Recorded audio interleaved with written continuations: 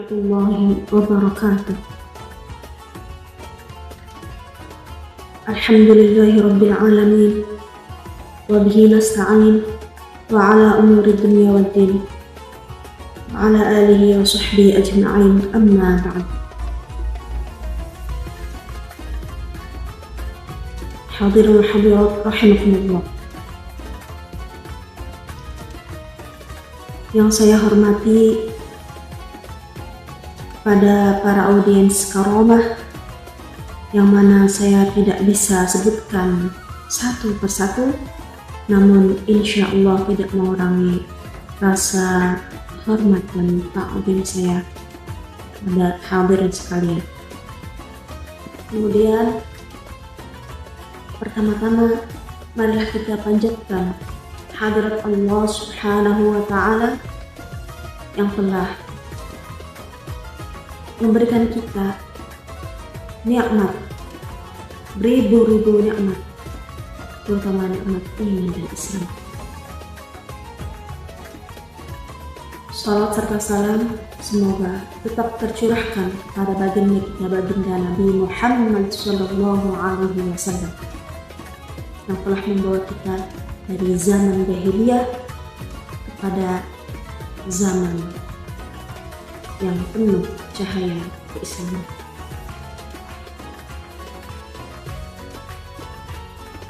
Hadirin hadirat yang dimuliakan oleh Allah, pada kesempatan kali ini izinkan saya ingin menyampaikan kultum mewakili kelas B18 yang bertema tradisi, sorogan dan gandongan, metode yang memanusiakan manusia. Dan kita ketahui dalam tradisi pesantren di Nusantara ini ada dua metode yang terkenal, yaitu metode sorogan dan gandongan, di mana dua metode ini sangat khas berada di pesantren-pesantren salafi di Jawa dan lain sebagainya. Dua metode ini bukan hanya sekedar teknik dalam belajar, tapi juga merupakan sebuah warisan budaya keilmuan Islam yang mungkin bagi sebagian pesantren sudah sangat familiar dengan kata sorogan dan gandongan. Namun ada juga sebagian pesantren yang belum familiar dengan sorogan dan gandongan ini karena memang tidak ada metode ini di dalam pesantrennya, karena memang belum pernah melakukan metode ini, atau memang melakukan metode ini tapi namanya beda. Nah, seperti misalnya pesantren di Jakarta ada metode ini tapi namanya bukan sorogan dan gandongan. Nah, baik, sebenarnya apa sih sorogan dan gandongan itu? Sorogan itu metode pembelajaran individu di mana seorang santri membaca kitab secara langsung di hadapan kiai atau guru atau ustadzah atau yang diwakilkan. Kemudian ustadz atau ustadzah atau guru atau kiai atau yang diwakilkan tersebut, yang diwakilkan yang diamanahi oleh kiai, ustadz atau guru ya, contohnya kakak kelas tuh, yang dipercaya untuk mewakilkan menerima sorogan itu. Nah, jadi contohnya sorogan kitab kuning. Jadi santri atau murid tersebut maju ke depan secara mandiri, jadi sendiri maju ke depan, duduk berhadapan langsung dengan kiai atau guru atau ustadz ustadzah. istilahnya setoran secara tatap muka langsung, khususan berdua. Nah, kemudian santri tersebut membacakan sorogan tersebut. Kitabnya itu kosongan, tanpa makna dan tanpa harokat. Jika si santri tersebut ada kesalahan dalam membacanya, ada kesalahan dalam harokat atau makna atau penjelasannya, maka ustadz, kiai, atau ustadzah atau guru atau yang diwakilkan tersebut mengarahkan, membenarkan, membetulkan santri atau murid tersebut. Kemudian apa sih yang dimaksud bandong itu? Bandong itu dari bahasa Jawa bandong, yaitu metode pembelajaran kelompok. Jadi contoh, ada gurunya, ada kiainya. Nah, kemudian murid-muridnya atau santri-santrinya itu mengelilingi guru tersebut atau kiai tersebut. Nah, mendengarkan penjelasan kitab, mendengarkan guru menerangkan kitab, dan lain-lain. Sambil santri atau murid tersebut mencatat hal-hal penting yang diperlukan. Kemudian metode sorogan dan bandongan ini meskipun tidak disebutkan secara spesifik dalam Al-Quran atau hadits, namun prinsip-prinsipnya sejalan dalam Al-Quran. Prinsip-prinsipnya sejalan dengan ajaran Islam tentang pentingnya thalabul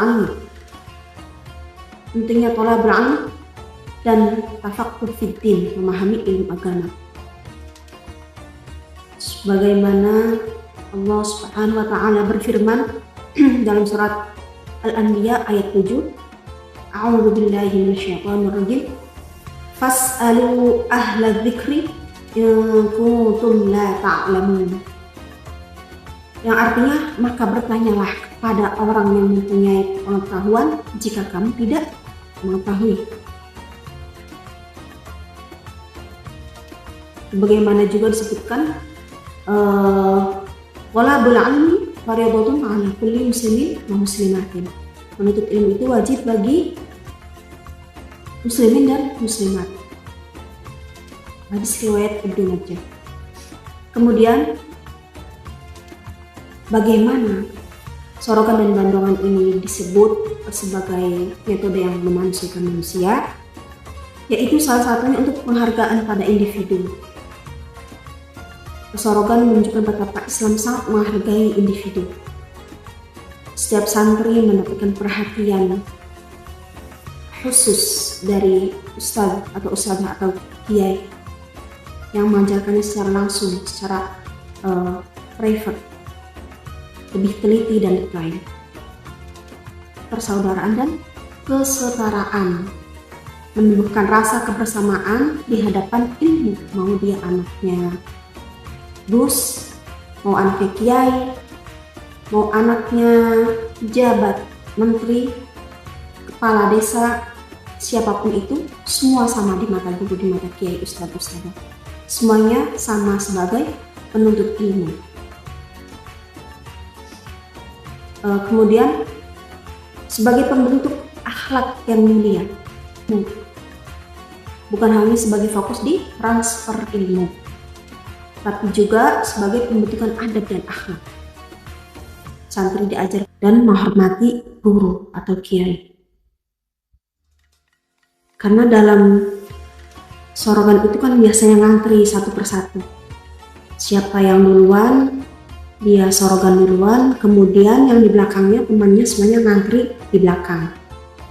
Nah, itu melatih mental sabar sebagai penuntut ilmu. Kemudian bandongan ini adalah bukti bagaimana Islam sangat hargai proses belajar yang insaniah, yang memanusiakan manusia. Di mana di tengah gempuran teknologi dan modernitas ini, mari kita lestarikan tradisi mulia Bandongan, dan Sorogan ini.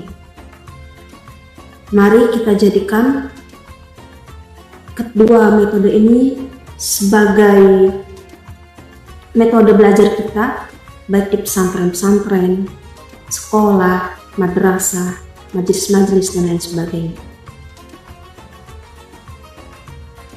Karena metode Sorogan dan Bandongan ini bukan hanya berlaku untuk kitab kuning saja, tapi berlaku untuk semua pelajaran, bisa diterapkan. Semua pelajaran, mau pelajaran matematika, pelajaran bahasa Inggris misalnya, setoran vocab, dan lain sebagainya, itu semua bisa diterapkan dengan metode ini.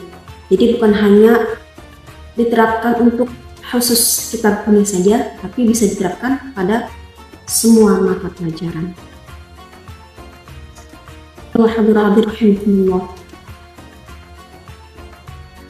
Mungkin cukup sekian dari saya. Semoga Allah menjadikan kita termasuk orang-orang yang mampu mengambil hikmah dari tradisi keilmuan Islam, dan menjadikan ilmu kita sebagai sarana untuk mendekatkan diri kepada Allah Subhanahu wa Ta'ala. Terima kasih atas segala perhatian. Mohon maaf atas segala kesalahan. Wallahul muwaffiq ila aqwamit thoriq wal 'afwu minkum. Wassalamualaikum warahmatullahi wabarakatuh.